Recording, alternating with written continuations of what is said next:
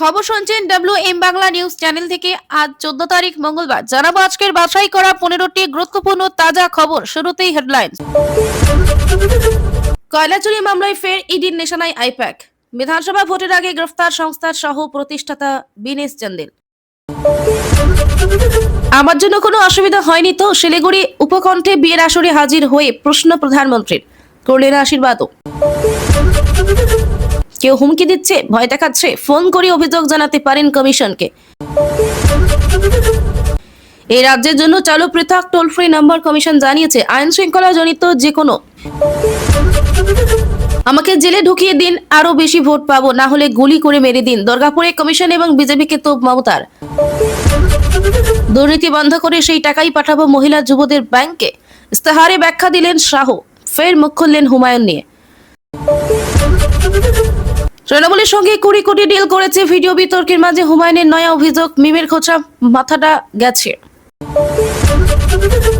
মানুষের চোখ মুখ যদি বুঝে থাকি, এবার বেশি আসন নিয়ে ক্ষমতায় আসছে তৃণমূল, ভয় নেই, শান্তিপুরে বার্তা মমতার।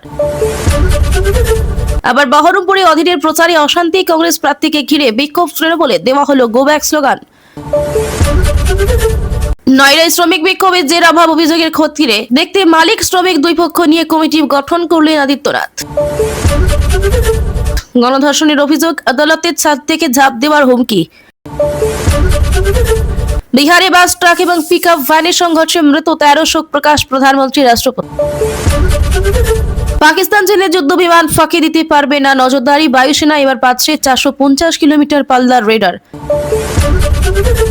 শেষবার বলছি সরে যাও, হরমুজের সামনে মার্কিন রণতরীকে সরিয়ে দিল ইরানের সেনা, ভিডিও প্রকাশ তেহরানের। হয় ধরুন নয়তো কি অবস্থা হয়েছে নিয়েছেন জানা। অমীমাংসিত পরোয়ানা নিয়ে থানাগুলোকে নির্দেশ লালবাজারে। সাউথ পয়েন্ট স্কুলের টাকা আত্মসাতের মামলায় সক্রিয় ইডি, অভিযুক্ত কৃষ্টির 18.5 কোটির সম্পত্তি বাজেয়াপ্ত। কয়লা চুরি মামলায় ফের ইডির নিশানায় আইপ্যাক। বিধানসভা ভোটের আগে গ্রেফতার সংস্থার সহ প্রতিষ্ঠাতা দীনেশ চান্দেল। ইডি সূত্রে উদ্ধৃত করে সংবাদ সংস্থা পিটিআই জানাচ্ছে, দিল্লিতে বেআইনি আর্থিক লেনদেন প্রতিরোধ আইন এই চান্দেলকে হেফাজতে নেওয়া হয়েছে। 3 মাসে ব্যবধানে কয়লা কেলেঙ্কারি তদন্তে আবার আইপ্যাক কর্তার ঠিকানায় হানা দিল কেন্দ্রীয় সংস্থা এনফোর্সমেন্ট ডিরেক্টরেট। এবার তাদের নিশানায় ভোট কুশলী সংস্থাটির অন্যতম পরিচালক ও সহ প্রতিষ্ঠাতা বিনেশ চান্দেল। তাকে সোমবার রাতে গ্রেপ্তার করা হয়েছে। 8 জানুয়ারি এই মামলার সঙ্গে যুক্ত হয়ে ফেডারেল তদন্ত সংস্থা আইপ্যাকের দপ্তর এবং সংস্থার আর এক প্রতিষ্ঠাতা পরিচালক প্রতীক জৈনের কলকাতার বাসভবনে তল্লাশি চালিয়েছিল। অভিযান চলাকালীন মুখ্যমন্ত্রী মমতা বন্দ্যোপাধ্যায় রাজ্য সরকারি আধিকারিকদের সঙ্গে নিয়ে প্রতীকের বাড়ি এবং দপ্তরে ঢোকায় বিতর্ক তৈরি হয়। ইডির এই মামলা কেন্দ্রীয় তদন্ত ব্যুরো সিপিআই এর নভেম্বর 2020 এর একটি এফআইআর সম্পর্কিত। সেই এফআইআরে পশ্চিমবঙ্গের আসানসোলের আশেপাশে কুনুস্টোরিয়া ও কাজোড়া এলাকায় ইস্টার্ন কোলফিল্ডস লিমিটেডের খনির সঙ্গে যুক্ত বহু কোটি টাকার কয়লা চুরি কেলেঙ্কারির অভিযোগ আনা হয়েছিল। তৃণমূলের সঙ্গে 20 কোটির ডিল করেছে। ভিডিও বিতর্কের মাঝে হুমায়ুনের নয়া অভিযোগ, মিমের খোঁচা কথার মাথাটা আছে। মিমের সঙ্গে জোট ভেঙে যাওয়ার কারণ জানিয়ে নতুন অভিযোগ নিয়ে হাজির হুমায়ুন কবির। পাল্টা প্রাক্তন জোট সঙ্গে মিম প্রমাণ সে কটাক্ষ করল আম জনতা উন্নয়ন পার্টির চেয়ারম্যানকে। 19 মিনিটের ভিডিও বিতর্কে প্রকাশ্যে আসতেই হুমায়ুন কবিরের দলের সঙ্গে জোট ছিন্ন করেছে আসাদউদ্দিন ওয়াইসির দল। বিতর্কের মুখে এবার তার বিরুদ্ধে ডিল করার অভিযোগ তুললেন আম জনতা উন্নয়ন পার্টির চেয়ারম্যান। তার দাবি, নির্বাচনের আগে আম জনতা উন্নয়ন পার্টিকে কোণঠাসা করতে মিমের সঙ্গে যোগসাজশ করে ভুয়ো ভিডিও বার করেছে তৃণমূল। এজন্য তিনি আদালতে যাবেন। হুমায়ুনের সঙ্গে বিজেপির গোপন আদাতের অভিযোগ তুলে বৃহস্পতিবার একটি ভিডিও প্রকাশ্যে আনে তৃণমূল। তাতেই শোনা যায় বিজেপির কাছে 1000 কোটি টাকা চেয়েছিল আম জনতা উন্নয়ন পার্টির চেয়ারম্যান। 200 কোটি টাকা অবিলম্বে দেওয়ার কথা বলতে শোনা যায় তাকে। ভিডিও সত্যতা যাচাই করেনি আনন্দবাজার.com। বিনিময়ে পশ্চিমবঙ্গে বিজেপির মুখ্যমন্ত্রীকে পূর্ণ সমর্থনের আশ্বাস দিতে দেখা গিয়েছে তাকে। সেখানে মিমকে নিয়ে মন্তব্য করতে শোনা যায় তাকে। হুমায়ুন অবশ্য গোড়া থেকেই এই ভিডিও এআই এর কারসাজি বলে দাবি করে হাইকোর্টে মামলার হুঁশিয়ারি দিয়ে আসছেন। অন্যদিকে এর মধ্যে হুমায়ুনের বিরুদ্ধে মোট 3টি থানায় অভিযোগ দায়ের হয়েছে। কলকাতার ময়দান, মুর্শিদাবাদের রেজিনগর এবং বীরভূমের শিউরি থানা তার বিরুদ্ধে এফআইআর রুজু হয়। অভিযোগ, সাম্প্রদায়িক উস্কানি দিয়ে ভোট মেরুকরণের চেষ্টা করছেন হুমায়ুন। অন্যদিকে এই ভিডিও বিতর্কের মধ্যে আম জনতা উন্নয়ন পার্টি বেশ কয়েকজন নেতা দল ছেড়েছেন।